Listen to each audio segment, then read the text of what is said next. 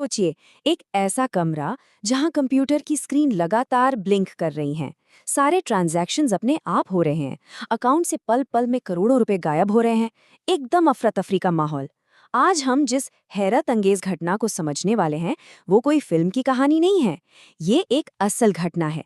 कैसे एक कूड़ा बीनने वाला लड़का बैंक का हीरो बन गया। रमेश की कहानी। सर, सर्वर हैक हो गया है। कमरे में चिल्लाने की आवाजें आ रही हैं। बात एकदम साफ थी।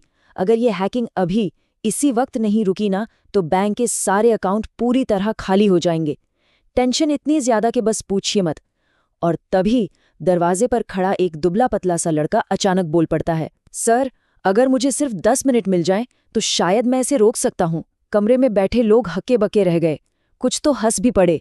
बोले, ये देखो, अब कूड़ा बीनने वाले भी बैंक बचाने आ गए। लेकिन सच बताऊं, किसी को अंदाजा तक नहीं था कि अगले ही कुछ मिनटों में यही लड़का इस बैंक की आखिरी उम्मीद बनने वाला था।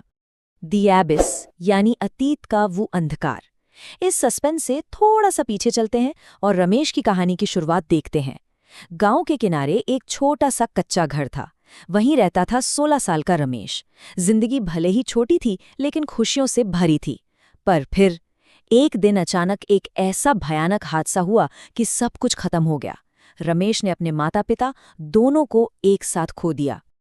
उस मनहूस दिन के बाद घर तो वही था, लेकिन उसमें रहने वाला कोई अपना नहीं बचा था। रात का सन्नाटा उसे डराता, घर का हर कोना उसे अपनी माँ की आवाज और पिता की बातों की याद दिलाता। रमेश अंदर से पूरी तरह टूट चुका था।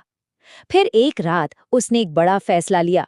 अब यहाँ नहीं रह सकता, उसने खुद से कहा, और बिना किसी को बताए अपना गांव हमेशा के लिए छोड़कर वो एक अनजान शहर की तरफ निकल पड़ा।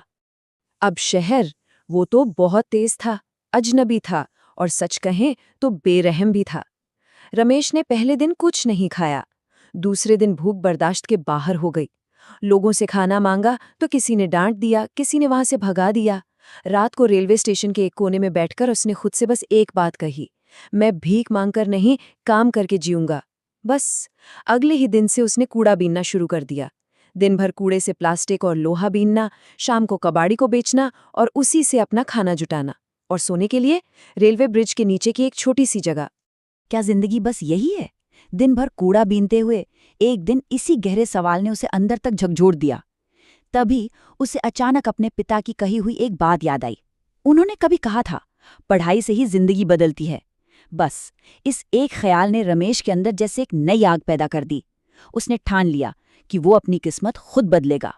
अगले ही दिन उन्हीं गंदे कपड़ों में और थोड़े डरे हुए मन के साथ वो एक स्कूल पहुंचा। सीधा जाकर बोला, सर मुझे पढ़ना है। और उसकी इसी लगन को देखकर उसे एडमिशन मिल भी गया। अब क्लास में बच्चे हंसते थे, मजाक उड़ाते, अरे ये तो कूड़ा बीनने वाला है। लेकिन रमेश, वो एकदम चुप रहता।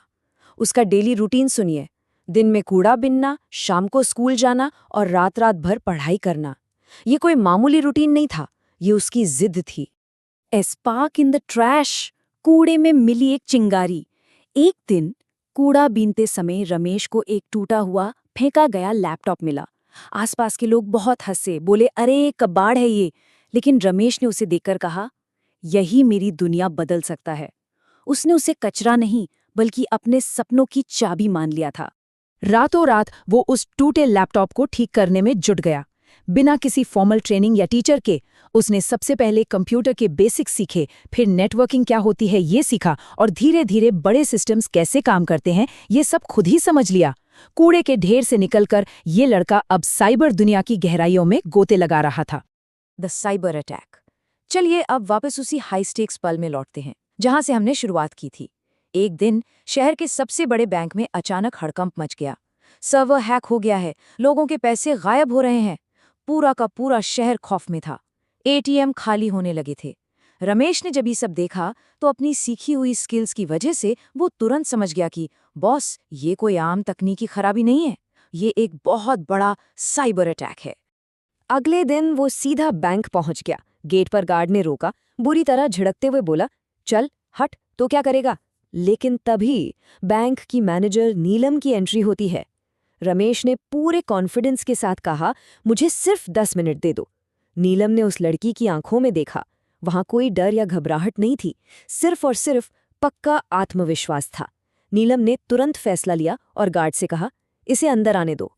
अंदर सीनियर अधिकारी परेशान थे। उन्होंने बड़ी हिचकिचाहट के साथ कहा, ठीक है, सिर्फ 5 मिनट बस। रमेश तुरंत कंप्यूटर सिस्टम पर बैठ गया। जो गड़बड़ी वहां मौजूद बड़े बड़े इंजीनियर्स को समझ ही नहीं आ रही थी, रमेश ने कुछ ही सेकंड में उस नेटवर्क के ट्रैफिक को डिकोड कर लिया। उसने हैकर्स के इस छुपे हुए पैटर्न को पकड़ लिया जिसे कोई और देख ही नहीं पा रहा था। और फिर उसने एकदम से आवाज दी, ऑटो ट्रांजैक्शन बंद करो। जैसे ही ये कमांड सिस्टम में गई, बैंक्स के सर्वर से हो रही पैसों की वो धड़ाधड़ डिजिटल चोरी अचानक से रुक गई। ट्रांजैक्शन ठप। पूरे कंट्रोल रूम में एक गहरा, सुन्न कर देने वाला सन्नाटा छा गया। रमेश ने उस खतरनाक अटैक को रोक दिया था। द चेस, हैकर्स का पीछा। लेकिन बात यहीं खत्म नहीं हुई। रमेश सिर्फ अटैक रोककर शांत बैठने वालों में से नहीं था। उसने अपनी स्क्रीन को घूरते हुए कहा, ये लोग अपनी लोकेशन बदल रहे हैं। और उसी पल उसने उन हैकर्स की लाइव ट्रैकिंग शुरू कर दी। Live tracking initiated. पुलिस को तुरंत अलर्ट कर दिया गया। अब जरा इस सीन की कल्पना कीजिए। पुलिस की गाड़ी पूरी रफ्तार से पहाड़ी रास्तों पर दौड़ रही है और उसी गाड़ी में बैठा रमेश अपने लैपटॉप पर आंखें गड़ाए हुए पुलिस को रास्ता बता रहा है। हाँ, अब दाएं मुड़ो, बस सीधा जाओ।